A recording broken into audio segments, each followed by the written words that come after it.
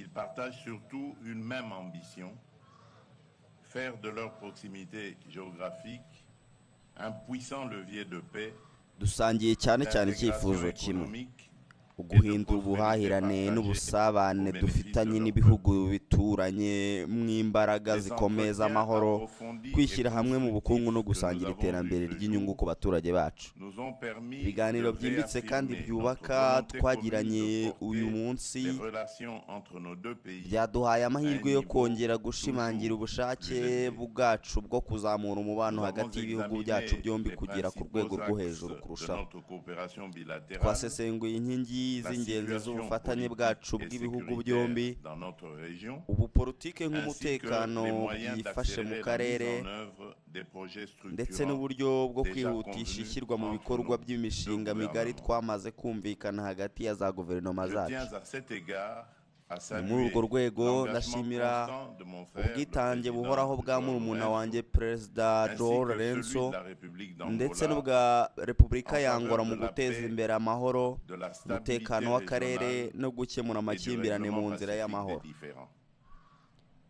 duhuriye Nous ku ihame partageons une ry'ingenzi conviction nta terambere nyaryo rishoboka ni hatari de umutekano prospérité véritable sans sécurité. amahoro twifuza La paix que nous agomba appelons kubakira de nos vœux kubahiriza doit amategeko reposer sur le mpuzamahanga respect du droit ubusugire international, bw'igihugu ndetse la no gushyira mu souveraineté bikorwa mu et de buryo bwa l'intégrité nyabwo kandi territoriale des États, bw'inyangamugayo ibyo ainsi que twiyemeje sur la mise en œuvre effective et de bonne foi des engagements souscrits. C'est dans cet esprit que s'inscrit notre ambition commune pour le corridor ni de muri uwo Lobito. mwuka hashyizweho icyerekezo Aujourd'hui, cyacu dusangiye Nous avons kuri franchi une koridoro ya étape Lobito majeure avec la signature uyu du munsi contrat twateye de intambwe ikomeye concession cyane cyane binyuze mu relatif à la ligne isinywa ferroviaire ry'amasezerano Ilolo-Sakania, n'ubwegure yajyanye n'umuhanda wa gari ya moshi Dio Sakania igice cy'ingenzi cy'umurongo wa koridoro uruhare rwa Repubulika Iharanira Demokarasi ya Kongo uyu murongo wa gari ya moshi ufite uburebure bwa kilometero 1400 na metero 500 zahuza Dioro Sakani inyuze cyane cyane kuri Kolwezi Tenke Lubumbashi ariho hantu h'ingenzi h'ubucuruzi bw'amabuye y'agaciro inganda n'ubuhinzi bw'ibihugu byacu aya masezerano ateganywa ndetse ateganya ishoramari rigaragazwa hafi ya miliyari na miliyoni 258 z'amadolari y'Amerika aya mafaranga azashorwa mu nyigo gusana kuvugurura kwagura gukoresha no gufata neza uwo murongo wa gari ya moshi icyo gihe cyo kuwukoresha cyagenwe n'imyaka 30 nyuma y'icyo gihe ibikorwa remezo bizasubizwa leta ya Kongo hakurikijwe ibiteganywa n'amategeko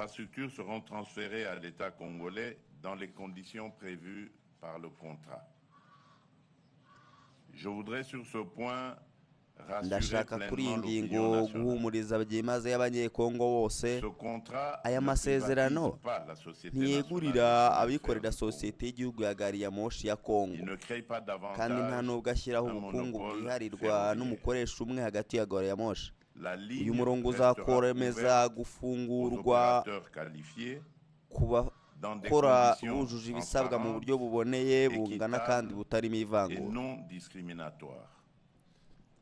SNCC izakomeza kugira uburenganzira bwihariye bwo gutwara abagenzi kandi izanakomeza gukoresha uburenganzira bwayo bwo gutwara imizigo bityo rero inyungu za leta ya Kongo zararinzwe ingengo y'imari y'umushinga n'ingaruka zose zishingiye ku bwinshi bw'imodoka cyangwa imizigo bizatwarwa n'uwahawe ubwegure nta ngwate ya leta nta nkunga yo gukoresha ibikorwa kandi nta bwishingizi bw'inyungu intoya buzatangwa na repubulika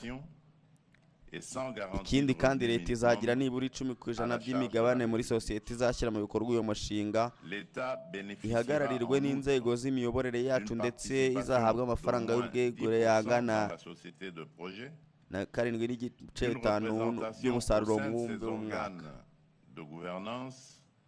ainsi que d'une redevance ariko uretse concession de amafaranga concession ijanisha n'amasezerano cy'ingenzi kurushaho n'ingaruka zifatika uyu mushinga uzagira ku buzima bw'abaturage bacu.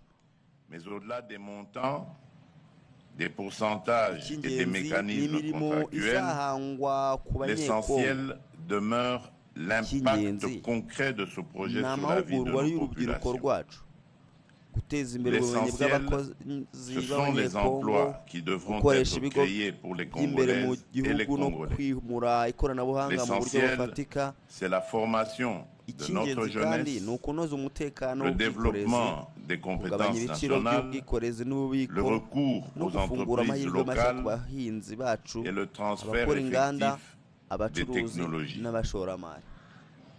L'essentiel, c'est également l'amélioration de la sécurité du transport, la réduction des coûts logistiques et l'ouverture de nouvelles perspectives pour nos agriculteurs, nos industriels, nos commerçants icyerekezo et nos cyacu si ukubaka entrepreneurs. gusa koridoro yo gutwara Notre amabuye ambition y'agaciro, n'est pas de turashaka no construire kubaka un koridoro simple y'umusaruro, corridor d'évacuation. y'itunganywa ry'ibicuruzwa ry'inyongera y'agaciro. Nous voulons bâtir un corridor de ni production koridoro izashobora de gutwara amabuye transformation y'agaciro koko, et de ariko création de kandi valeur. ibikomoka ku buhinzi, Un corridor ibikoresho capable de by'inganda, transporter ibikomoka kuri les minerais, peteroli, certes, kontineri ndetse mais n'ibicuruzwa également bikoreshwa les mu buzima produits bwa buri agricoles, munsi. les intrants industriels, les hydrocarbures, les conteneurs, les biens de consommation. Ils partagent surtout une même ambition, faire de leur proximité géographique un puissant levier de paix, d'intégration économique et de prospérité partagée au bénéfice de leur peuple. Les entretiens approfondis et constructifs que nous avons eus ce jour nous ont permis de réaffirmer notre volonté commune de porter les relations entre nos deux pays à un niveau toujours plus élevé.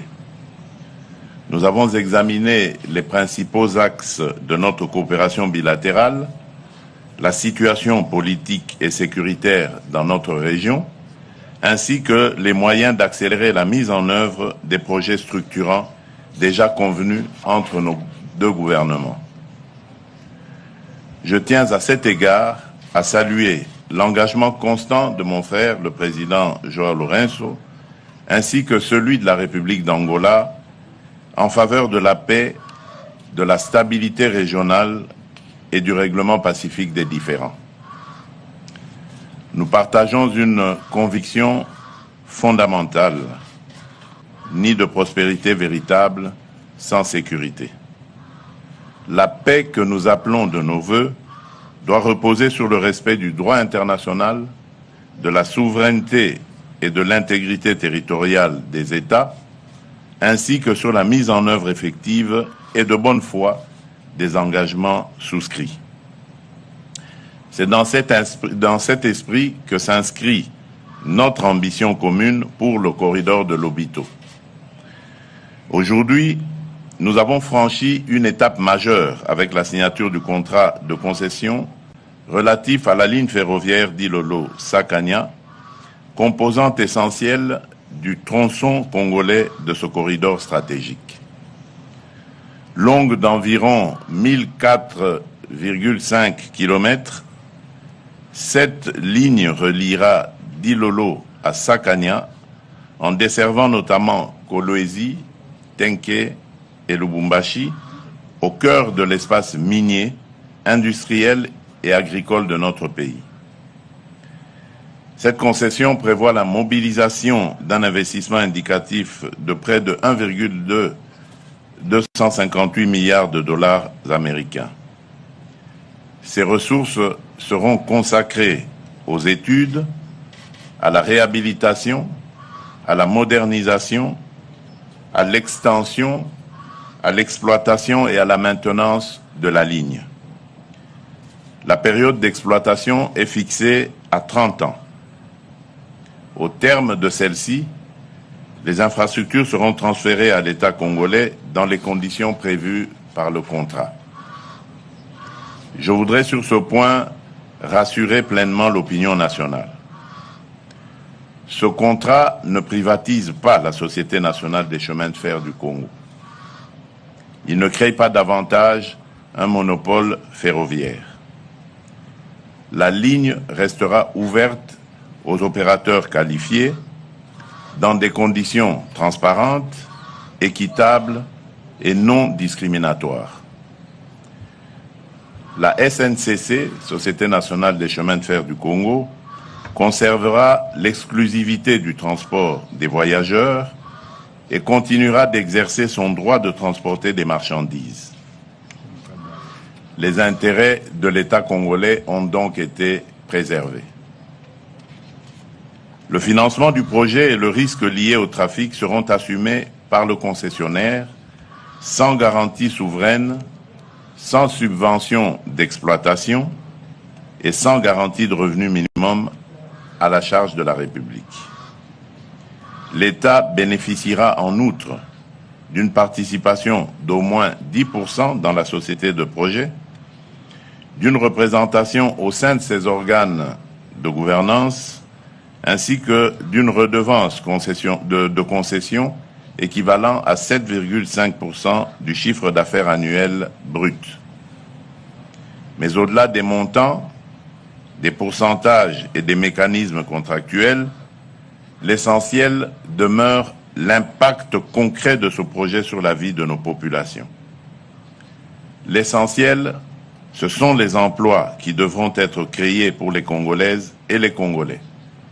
L'essentiel, c'est la formation de notre jeunesse, le développement des compétences nationales, le recours aux entreprises locales et le transfert effectif des technologies. L'essentiel, c'est également l'amélioration de la sécurité du transport, la réduction des coûts logistiques et l'ouverture de nouvelles perspectives pour nos agriculteurs, nos industriels, nos commerçants et nos entrepreneurs. Notre ambition n'est pas de construire un simple corridor d'évacuation première.